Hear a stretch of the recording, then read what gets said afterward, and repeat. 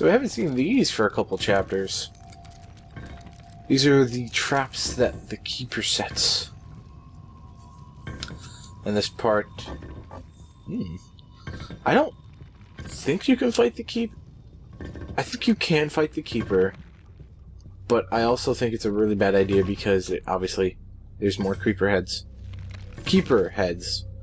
around that he can easily come back with. So don't fight him. Don't fight him. It's a bad idea.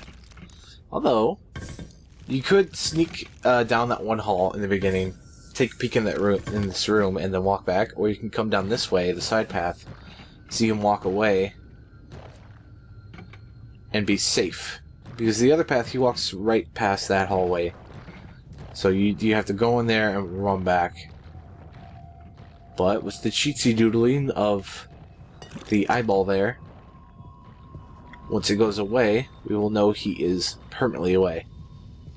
And he's gone forever. I'd say. That bedroom was destroyed.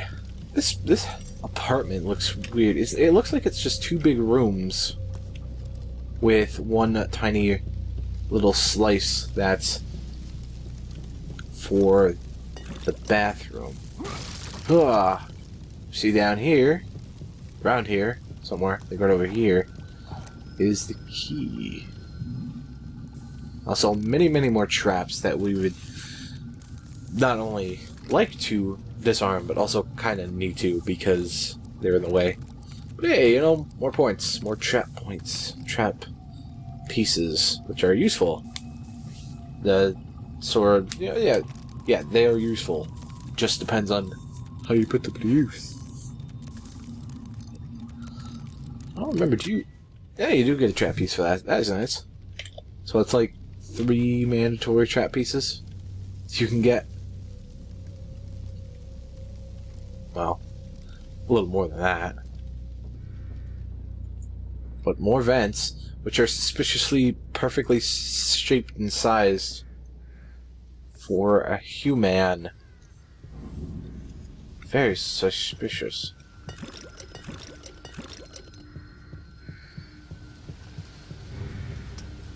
Kidman, are you in there? Are you, Kidman? You can shoot these birds and they drop goo, but I'm not bad at the game, so I didn't get to do that. Unfortunately.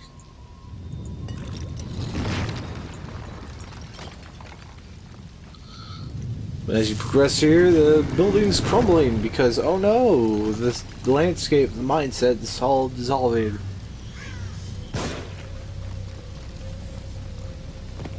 Got one. It gave me nothing. So that might be another, like earlier in the game, I mentioned those cases. That might be another case where if you miss it, the first couple times, you can get it again. There. No, not that way. No.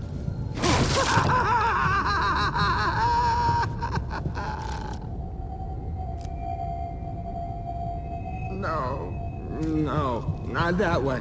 No.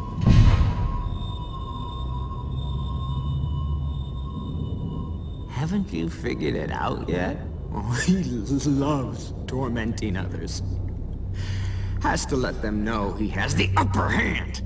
Lays out the bait, gets his victim all worked up. His unholy traps. When it was happening to me, I could see what was going on. I could see it, but I couldn't turn back. I had to know. I had to know the truth, and he knew it. Detective Castellanos? Lady, level with me. Am I going crazy? If one wishes to survive, one would do well to consider who they trust. That doesn't make any sense. Tell me if I'm sane? Oh, you should be careful who you trust. I'm trusting you because you can help me with the gel. Joseph.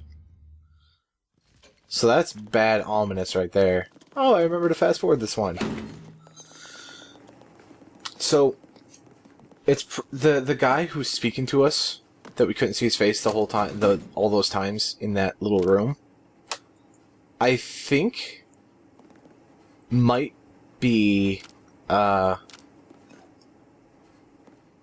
I don't remember his name. The mental patient that we are trying to find, that we saw in the beginning of the game, that we saved from the mental hospital, because it makes sense, because this could be his little safe room that he made, because he lost part of his mind in this mindscape, which sheltered itself in this place, similar to the mental hospital that his physical body was in, and that's why Sebastian's here, because Sebastian can kind of control the place better than most can, like Leslie. He can kind of control it like Leslie to a slight amount, although Leslie can control it a little better. But him, like Leslie, can kind of control or are aware of the whole situation, what's going on to a point, and they can both kind of control what's going on, and they're aware. So they both have access to the safe room. That's who I think it is. I think it's Leslie's mind that's locked in there, or at least his sanity, or something. Because it was like, I knew what was going on. I could stop it, but I had to. I just had to keep going. And his voice sounded pretty similar to Leslie at points, too, by the way. That's an enemy with bombs in them. You shoot the bombs, or else the bombs come explode to you. Oh, and there's two of them. I waste some bullets, but I have plenty of handgun bullets, and I only use them for, like, the basic enemies. I'd rather waste a couple handgun bullets when I have 50 versus my health when I have none. Or when I have very, very less. I have less to spare on health and healing items than I do on ammo. That's my my rule. So this little path walks around that poor guy. A couple interesting things. There's a couple Easter eggs throughout this game. There's a couple I'm going to show this chapter too that I like, that I think is kind of cool. We'll see them later. Beep beep beep beep. So yeah, those are the little ones, the proximity ones, where if you get close to them, no matter what position you're in, they start to explode, but you can disarm them quick enough, unless there's more than one, in which case you can't. This looks like some stuff went down. Hopefully it'll be shown in a future DLC? That was some clipping through his body. I don't know if you saw that, but I did. And that's all that matters. More gel. Can never, ever have enough gel. Oh, yeah, this room has one of the things. So, oh, that thing. Oh, we've... When does this work? Nothing, as always. Beep, beep, beep, beep, beep. Sure what that was about. Check this out. Enjoy Vault Living. That's a Fallout reference. Yeah. I like Fallout. Fun games. Some good sound effects on the tin cans. So there's another poster later, Fallout poster later this chapter, I believe, that I'll show when I get to it. But you know, it's so far away. It's like my hopes and dreams.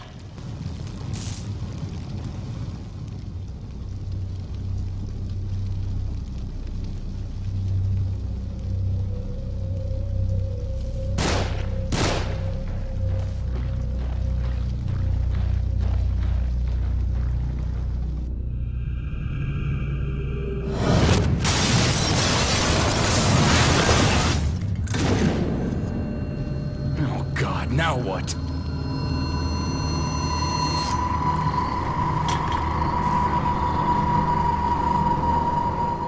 So now we have to dodge some things. There's a couple traps over here where you can kind of just go around them, avoid them. I believe. But hey, you know, free parts. That's always cool. But once we step slightly forward, slightly forward, we will encounter.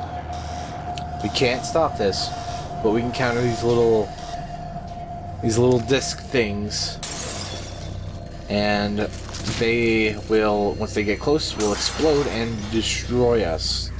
I think we can maybe shoot them, but I know electric bolts will just stop them altogether. And if you miss with the bolts, the best thing about these, most of the bolts, if you miss with them, you can just get them back. I think it's the case with pretty much all of them.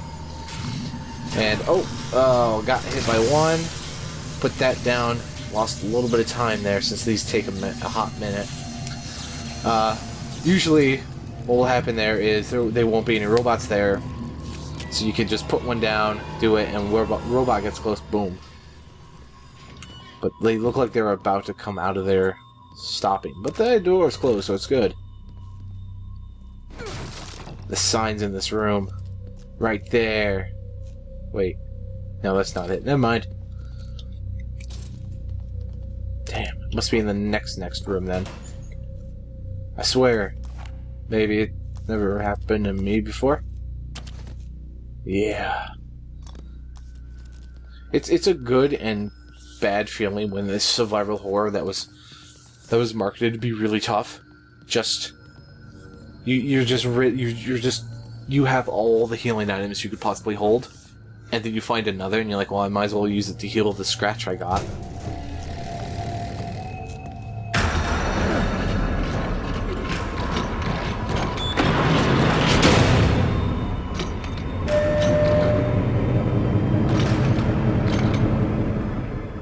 Ready for a bit of a boss fight? You again? You have to defeat him, I think, at least once. And he obviously keeps coming back. You have to wait for this thing to ding. Although I think you can just stun him a couple times and wait. That's really ominous thing. Oh, sweet dodge. Obviously I use the shotgun because I have plenty. I have even more plenty of handgun bullets. Jeez. Just try what I can. Nice reference to Silent Hill 2 with the big meat locker stuff. Oh yeah, also I died horribly because I got comboed. Quick loading though, so it's not really a big issue. I freezed them, which is good. I think freezing gives extra damage. I'm not sure. But also it's... Oh, that was easy. He gives a bit of... He only gives 1,000 gel. That's gross. But yeah, this thing's good, so just hop in there. And boom, you're safe. But yeah, there's a strategy for the keepers. Just freeze them and then just pump like 4 shotgun shells into them. Oh, also that dun. What? Sounds like the computer is, or like a console is frozen, but it's fine. Fuck.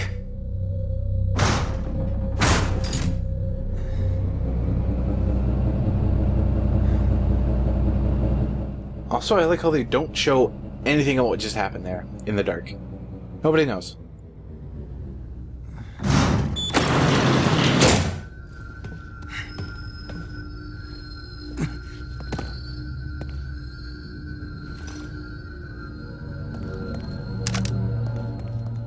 Here we are. That was the big climax-y fight of the chapter, by the way. Or at least it pretty much is. Also, gimme that. Yeah, 3 keys. Nice. There it is, sugar bombs. For those who don't know, Fallout is based in the world where at the 50s, it's an alternate timeline where at the 50s, say in the 50s, we didn't like throw away nuclear bombs like we needed to stop this, but instead we fell in love with the idea of atomic power. Years down the road, they make a cereal called sugar bombs that are in the shape of atomic bombs, but they're just sugary cereals. That's it. apparently very, very high on sugar. Lots of sugar and sugar bombs. That's the name, I guess. But yeah, Fallout references, because Fallout's awesome. And yes, for those wondering, I am going to get 4. I may record it, but yes, I did pre-order the Pip-Boy edition. I did it like not even a week before it was out. We're almost done. We're just about finished. Just gotta power on through to the last encounter.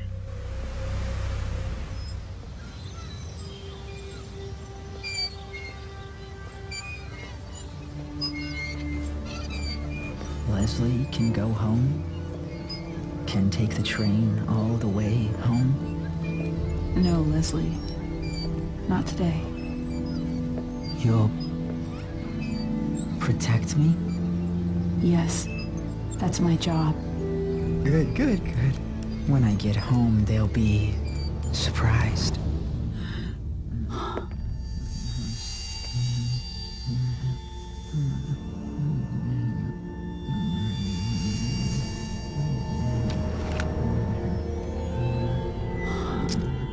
It's not your fault. I'm sorry. Stop. You don't understand. You don't know what you'll become. I do. I've seen it. You don't understand what Ruvik is after. So tell me, what is he after? He's after Leslie. What, he needs to finish his science project? Don't patronize me. I have orders. I can't let him have this boy. Leslie is the only one he can...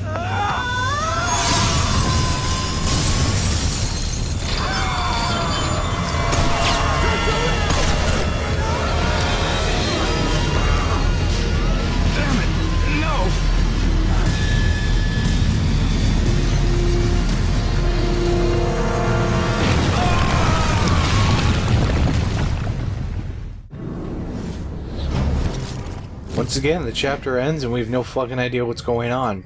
Apparently Leslie has a similar brain length wave, whatever, as Ruvik. So Ruvik wants to take over his body because Ruvik is just a brain in a jar. Literally just a brain in a jar. So Ruvik wants to take over his body by wiping his mind and just entering it and becoming Leslie, so he can walk free once again out of this realm of thought and into the realm of flesh, which is, you know, the real world outside of the dreamscape thing. And Leslie and him both have the same wavelengths, and they can both control the place. And apparently, Mr. Detective here has a similar, but probably not exact, which means he is able to kind of slightly, ever so slightly control, but also can go into the hospital safe house that Leslie's mind is locked in. That's what I think. But I don't know. Hopefully we'll find out more in the next couple chapters. Hope you enjoyed.